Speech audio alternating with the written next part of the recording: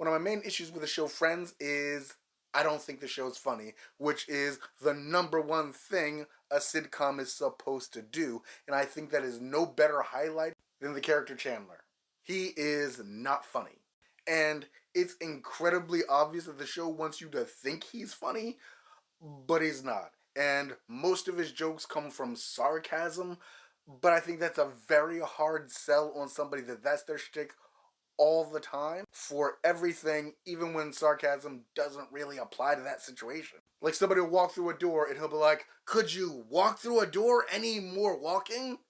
And then a laugh track plays and you're supposed to laugh. By the way, have you ever seen Friends without the laugh track? It is haunting.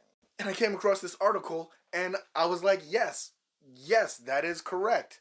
The main part that makes it not funny is that he's trying to be the funny one. When you think of a show, especially on a sitcom, and you think of the funny one, it's usually not somebody who's like in that world. They're trying to be funny. You're trying to make us as the audience laugh, not you, the other people on the show, laugh. Like take Sandra from Superstore. Sandra's not trying to people laugh with how sad her life is. Tom Haverford's not trying to be funny. He's just a ridiculous person. Now here's the thing. I don't want you to think that I'm just taking shots at Matthew Perry himself. I think he is a great actor. In fact, when I was watching the reunion special, they specifically said they had trouble casting somebody as Chandler because the people would read the lines and it wasn't selling. They were like, they're reading the lines and it wasn't funny. And I'm like, yeah, because what you're writing isn't funny. But he was good enough and charismatic enough to make it work. So hooray, Matthew Perry, on your performance.